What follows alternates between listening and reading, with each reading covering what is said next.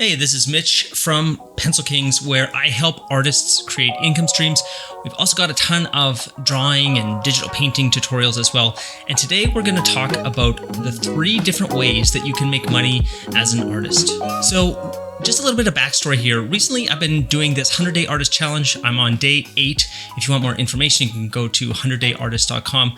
And basically, with this, I've been talking about people and their goals, the things that they want to do with their art and how they're thinking about connecting the dots with their idea and bringing that to income. And it's been really fascinating because there's a lot of different ideas that people have, and they're coming at me with things that I had never even considered. And it's really cool because it's very clear the process that you need to go through in order to make that happen. And so we're going to look at that today with these 3 different categories and see where your idea, the thing that you might want to do with your art, is going to fit into. Now, the problem with this is that if you're not thinking in alignment with this, that things are just going to go a lot slower and be a lot more difficult than if you're able to really focus in on one thing and know exactly what you want to do. This is easy for me. When I was growing up, I knew that I wanted to be a video game artist. I knew that I wanted to work in a studio. I didn't know exactly what job title I would have, but the path was very clear. Unfortunately, what I see, especially online a lot, is people with different ideas, and they often want to do multiple different things. I might want to do freelance, and I might want to create a product to sell to people, and maybe I'll take some commissions, and that's already kind of really getting into the weeds and not really taking that sort of 30,000 foot view of things and figuring out the path that you want to go down. And when you get down and you're not clear on where you're going, you end up spending a lot of time trying and going in a lot of different directions. And trust me, I've been there. But when you know exactly one way, it's very clear. Like in 12 months, you can get the guidance that you need and get the plan of action, find the right books, find the right groups to hang out with, and go from A to B very, very quickly. So without further ado, here are the 3 ways that you can make money as an artist. And these are different categories, and there's lots of different ways. So no matter what you want to do, there's lots of room for creative expression, creative ideas, and even ideas to come up with new things. But essentially, these 3 models are what you're going to be looking at. So number 1 is getting a job at a studio. This is what I wanted to do for myself, and I didn't start at a video game studio. I started actually doing graphic design and animation. All right, so get a job, number 1. Number 2, selling your services. Now, you could technically consider getting a job services, and I'll explain the difference between the 2 of these. But services, I think more of freelancer or having your own business or selling commissions, but basically you're selling your time and using your skills, and somebody's paying you for that. That is selling your services. So that is the second way that you can make money as an artist. Now, the third way, can you guess what it is? It's selling a product. Now, if you are creating your own original artwork, that can be seen as your product. The artwork is the product. Even though it might seem special and it might seem like there's a lot of your genius and emotion wrapped up in it, it is still a product. Same thing if you're selling a digital course, like I sell digital courses. If you're selling pins or buttons or stickers, all that stuff falls under the category of product. And so really, there's just these 3 models. And by starting to think of things within this framework, that there's only these 3 things, now you can begin to choose and figure out, okay, so which of these 3 things sound the most enticing? Which of these 3 things do your skills currently line up with closest?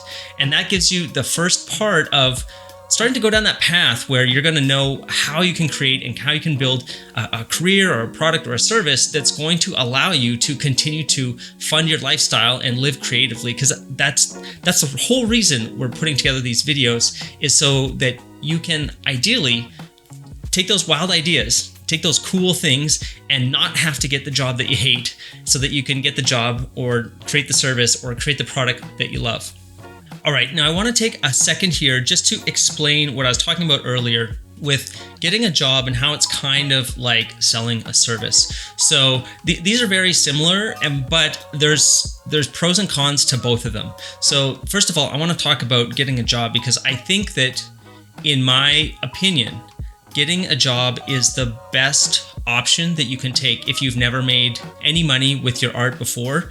It's not what I did. I had some side gigs, because you start to get known as like the creative person in your circle of friends or the people that know you. And then you might get some side jobs like, hey, could you design this website? Or could you paint a mural for me? Or Could you make a logo? All that kind of stuff. That's sort of like gig work, which is more in the selling your services. But really, when you start to make big inroads in developing a career, I think that getting a job is the absolute best way. And there's many reasons for that.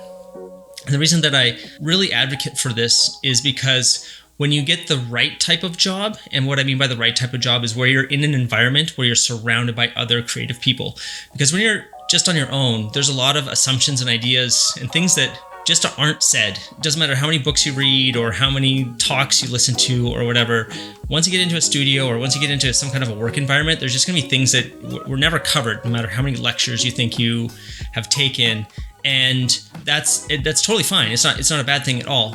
But when you're surrounded by that environment, it forces you to get out of your own head and into kind of like the real world of how things work.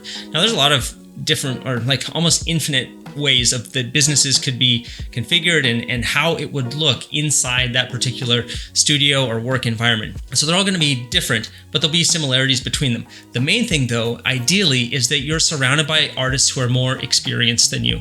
And this is super important as well as super valuable. And it's important that you realize, depending on where you're at in your career, how beneficial this can be, because essentially, when you're on your own, you're studying or you're learning in class or school or whatever, you might be the best person in your class, and it's very possible that could happen. But when you move to a studio, that just doesn't exist or almost never exists. You're going to be sort of like thrown into the deep end with a bunch of people who have way more experience than you, who are way better than you, and this is amazing because this is where the real learning happens, and this is where your skills really start to skyrocket and your learning trajectory just goes through the roof. And you'll very quickly realize that all those things that you thought you knew and a lot of things that you thought mattered, they don't matter at all, because now you're in the real world, working on real projects with real deadlines and real clients and real coworkers and the dynamics of working in an office and a studio and everything. And all that is going to force you to just massively level up your game. And so this is absolutely where I encourage you and encourage anybody to see if there's possibilities to get into some kind of a studio environment. Even if it's not the dream environment, it's still going to start leveling up a lot of the soft skills that you're going to need no matter where you work.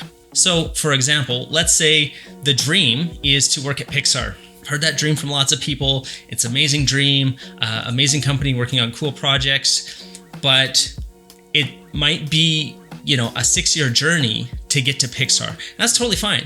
And you might start working at the local graphic design place because maybe wherever you live, there's no animation studio. There's no video game studio. There's not even an advertisement studio. There's no one even doing video work at all. Nothing close to Pixar.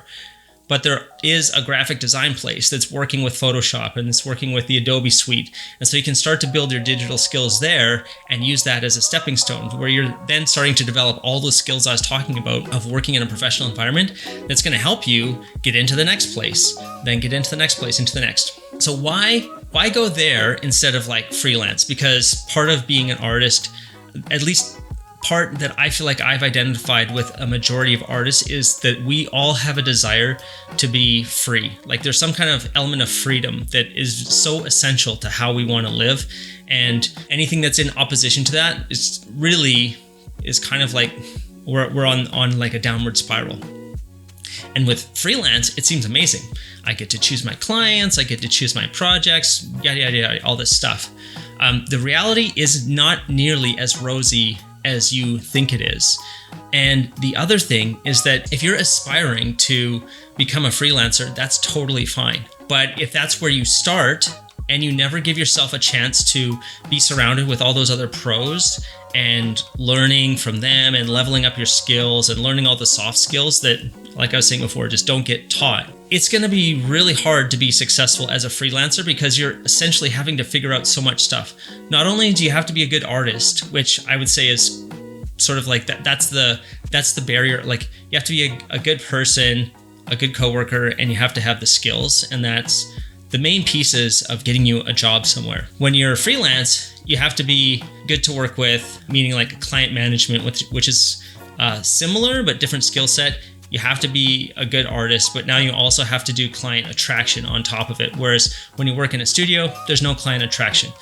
You just go to work and it's like, hey, what are we working on today? And somebody tells you, or what are we working on this month? What is our project? You already know. When you're freelance, it's a whole different ball game. So that is the main difference between the two of them. And I strongly advise when you're starting out, go for the studio job. I just feel like it's a lot more direct. It might take a little bit longer to land that first job, but there's a lot of other benefits that I'm sure I'll talk about in other videos. But mainly, it's the fastest way that I know of to significantly level up your skills and get paid for it. So it's sort of like a win-win. And after a couple of years in the studio, that now nicely sets you up for the freelance. And even though it seems like, depending on where you're at in your career, if somebody had told me when I was in my early 20s, it's like, okay, go and get a studio job for 3 years, then you can go freelance, that would seem like an eternity to me. But now that I'm much older, have more experience, I can see that 3 years goes by so quickly, and that's totally fine.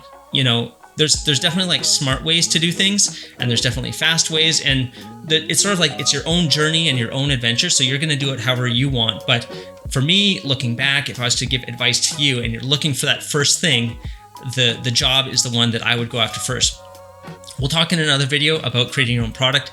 That's where I spend most of my time now. I think it's really cool because there's like sort of like unlimited possibility when you're making your own product. But again, just like with when you go from working at a job to working freelance, there's other skills that you have to develop when you're creating your own product. And so it's sort of like the number of skills that you need at each level is different. And I mean, there's people having crazy success at all levels. So it's definitely there. No matter what you want to do, there's great possibilities and great opportunity for you. It's just there's different levels of difficulty, and the more that you can be aware of the game that you're playing and how you want to play it, the easier things are going to be, because keep your expectations in check a little bit and be realistic about where you're at. All right, that's it for me. I'll be back tomorrow with another video. If you're looking for more, check out the podcast. You can do a Google search for Pencil Kings Podcast. Check out the links below. And you're interested in more of this career stuff, I've got a book for sale in the description called The Digital Artist Career Blueprint. I think it's priced at $3 or $4 on Amazon, but it goes through the path that I took to go from a tiny little village in nowhere, like middle of nowhere, Canada, eventually working in Hollywood, and then eventually setting up my own art studios. And what I wanted to do with that was give you the real, true sort of like behind the scenes story of how things look at each stage. I was never an amazing draftsperson, never amazing pencil artist, and I was still able to have an amazing, super fulfilling career that got me to travel all over the world, got to work with my heroes, got to work on huge projects, and basically live an amazing dream. And so I wanted to put this book together because I didn't see a lot of stories that were out there showing you how to go from essentially nothing without being the best artist and still have an amazingly fulfilling career. So that link's below, and I'll see you in the next video.